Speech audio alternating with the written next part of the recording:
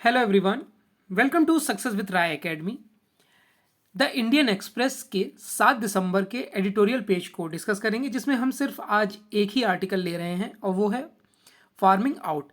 देखिए, जो ये आर्टिकल बेसिकली लिखा गया है उस पॉइंट पर जब अब चुनावी वर्ष आने वाला है, तो इंडियन बैंक एसोसिएशन, देखिए यहाँ पर लिखा भी गया है, इंडियन बैंक एसोसिएशन ने सरकार को एक सुझाव दिया है, एक आइडिया दिया है कि एसेट रिकंस्ट्रक्शन कंपनी, एक एआरसी स्थापित करी जाए, जो कि किसानों के लिए जो कर्ज माफ़ी या फिर किसानों के लिए जो वित्त सहायता दी जाती है, जो बाद में जाकर एनपीए हो जाता है, उसको किस तरीके से रोका जाए, उस पर क्या व्यवस्था की जाए और किस तरीके से किसानों को धन का आवंटन किया जा सकता है और जो धन उनको दिया जाता है, यानी कि जो ऋण उनको दिया जाता है, उसकी रिकवरी किस तरीके से किसानों से की जा सकती है।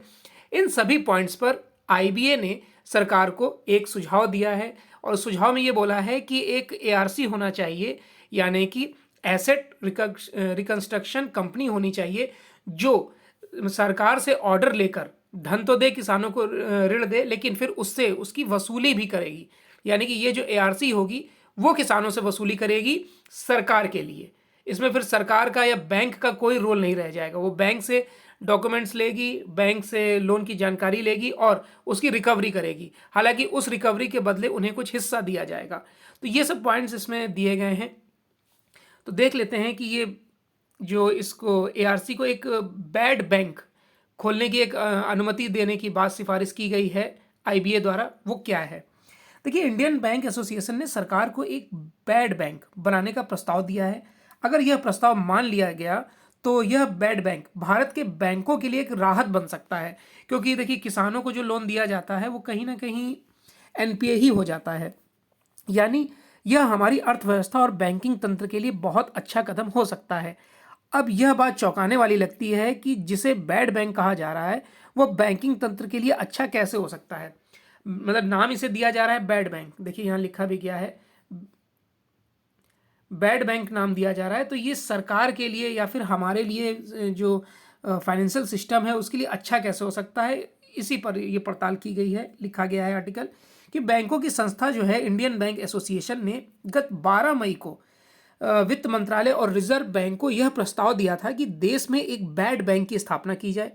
मीडिया के जो उस समय सूत्र थे, उस समय खूब न्यूज़ ये चल रही थी कि बैड बैंक की स्थापना की जानी चाहिए या नहीं की जानी चाहिए। तो मतलब इसमें आईबीए ने, यानी कि इंडियन बैंक एसोसिएशन ने सरकार के सामने ये प्रस्ताव रखा कि जो शुरुआती पूंजी है इस बैड बैंक की, उसके लिए 10,000 करोड़ रुपए जारी किए जाएं। यानी कि जो इस शुरुआती इसकी जो पूंजी होगी वो 10,000 करोड़ रुपए निर्धारित की गई थी। यह बैड बैंक अलग से एक थर्ड पार्टी का होगा। आप समझ रहे हैं, थर्ड पार्टी जो बैंकों के बैड लोन है, यानी कि फंसे कर्ज, एनपीए जिसे बोला जाता है, नॉन परफॉर्मिंग एसेट को, उसकी वसूली खुद करेगा। यानी कि बैड बैंक उसकी वसूली करेगा। इस तरह बैंक अपने बही खाते को साफ सुथरा करेंगे और बैड बैंक फायदा कमाएंगे। देश की वित्तीय तंत्र में बढ़ते नॉन परफॉर्मिंग एसेट यानी कि एनपीए के लिए इसे संकट मोचन या रामबाण इलाज भी आप कह सकते हैं। लेकिन कुछ जानकारी से ये भी कह रहे हैं कि असल में एनपीए के लिए किसी टीके या वेंटिलेटर से ज़्यादा क्वारंटाइन सेंटर की भूमिका निभा सकता है। यानी कि जो बैड बैंक भी स्थापित किया जा रहा है वो कहीं ना कहीं कोई वैक्सीन तो है नहीं कि हमने किसानों को या जिन्होंने ले रखा है कर्ज उनको लगाया और उन्होंने हमें पैसा वापस कर दिया, कर्ज वापस कर दिया और वो हमारा एनपीए कम हो गया। ऐसा तो है नहीं। अब देखिए, जितने बड़े बड़े उद्योगपति होते हैं वो तो करोड़ों रुपए में लोन लेते हैं, चुकाते भी नहीं हैं, तो वो एनपीए हो जाता है। अगर किसी किसान ने लिया, अगर वो और कर्ज के तले आत्महत्या कर लेता है तो वो भी एनपीए हो जाता है। तो एक संस्था इसीलिए बनाई जा रही है कि कहीं ना कहीं इस पर निगरानी रख सके, उसकी वसूली कर सके। आगे कहा गया है कि देखिए, एनपीए और बैड लोन क्या है ये भी जान लीजिए। कि सबसे पहले ये जानते हैं कि मतलब एनपीए क्या होता है। हम सबसे पहले ये जानेंगे कि एनपीए क्या होता है। जब कोई व्यक्ति या संस्था लोन लेती है तो कई बार वह लोन वापस नहीं कर पाते हैं।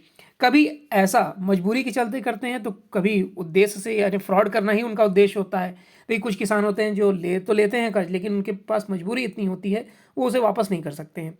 और कुछ जो उद्योगपति होते हैं, जैसे विजय माल्या हो गए, नीरव मोदी हो गए, ये लोग मतलब फ्रॉड करने के लिए ही लोन लेते हैं। तो जब वह व्यक्ति या संस्था पूरा लोन या बचे हुए लोन की किस्तें देना बंद कर देता है तो उसे डिफॉल्टर कहा जाता है। हो सकता है कि डिफॉल्टर कुछ दिनों बाद पैसा देना शुरू कर दे या एक या दो किस्तों के बाद शायद फिर से उसको कंटिन्यू कर दे या फिर फॉलो अप कर ले। लेकिन विलफुल डिफॉल्टर उन कर्जदारों को कहा जाता है जो सक्षम होने के बावजूद जानबूझकर कर्ज नहीं चुका रहे हैं। विलफुल डिफॉल्टर मतलब नीरव मोदी और विजय माल्या। लेकिन जब इनसे कर्ज वापसी की उम्मीद नहीं रहती है तो बैंक इनके कर्ज को राइट ऑफ कर देते हैं, यानी बट्टे खाते में डाल देते हैं। यह कर्ज माफी नहीं है, बल्कि ऐसे कर्ज को लगभग डूबा मान लिया जाता है और यह रिजर्व बैंक के लिए नियम के तहत आता है। तो ये भी आप जान गए। उसके बाद रिजर्व बैंक के अगर हम नियम की बात करें तो रिजर्व बैंक के नियम के अनुसार नॉन परफॉर्मिंग एसेट यानी एनपीए इसे मान लिया जाता है। इसके बाद भी जब उनकी वसूली नहीं हो पाती है तो संभावना बहुत कम रह जाती है, तो एनपीए को राइट ऑफ कर दिया जाता है। बैंक जो अब ये सबसे पहले जो बैंक बैड बैंक का आइडिया है वो आया कहाँ से? देखिए, बैड बैंक असल में ऐसे थर्ड पार्टी की तरह होगा जो बैंकों के बैड लोन यानी फंसे कर्जों का प्रबंधन करेगा। भारत में एक बैड बैंक बनाने का आइडिया सबसे पहले साल 2016 और 2017 में के इकोनॉमिक सर्वे में आया था। तब यह कहा गया था कि सार्वजनिक बैंकों के एनपीए की समस्या से निपटने के लिए एक पब्लिक सेक्टर रिहैबिलिटेशन एजेंसी यानी कि PARA, फिर से इसका फुल फॉर्म सुन लीजिए। इसका फुल फॉर्म है पब्लिक सेक्टर रिहैबिलिटेशन एजेंसी बननी चाहिए। इस विचार के साथ ही बैड बैंक ने अपना रूप लेना चाहा, या कह सकते हैं कि अस्तित्व में आया। इसके बाद वो था 1.0। उसके बाद बैड बैंक 2.0 यानी कि फिर से इसकी मांग उठी 2.0 की 2019 में, जब सरकार द्वारा गठित 3 बैंकर्स की समिति ने एक सुझाव दिया जिसके तहत प्रोजेक्ट सशक्त की सिफारिश की गई। इसमें सुझाव दिया गया कि 500 करोड़ के ऊपर के कर्ज को एसेट मैनेजमेंट कंपनी यानी कि AMC एसेट मैनेजमेंट कंपनी और एक अल्टरनेटिव इन्वेस्टमेंट फंड का सुझाव दिया गया। जैसा कि प्रस्तावित बैड बैंक में भी कहा गया है कि समिति ने सुझाया कि 500 करोड़ रुपए से कम के कर्ज को एक इंटर क्रेडिट एग्रीमेंट के द्वारा यह 50 करोड़ रुपए के कर्ज को खुद बैंक ही हल करें। अब जो प्रस्ताव आया तो उसमें उसे बैड बैंक 3.0 कह सकते हैं। जो अब ये जो प्रस्ताव IBA ने दिया है ये 3.0 हम इसे मान सकते हैं। इसमें एक देखिए national asset reconstruction company limited यानी कि NARCL national asset reconstruction company limited की स्थापना की बात कही गई है, जिसके लिए फंडिंग सपोर्ट सरकार करे। इसे जालसाजी वाले अकाउंट के ट्रांसफ़र के लिए रिजर्व बैंक के कुछ नियम या नियामक छूट देने की बात इसमें कही जा रही है। तो अब आप समझ गए कि किस तरीके से बैड बैंक की स्थापना की बात कही जा रही है।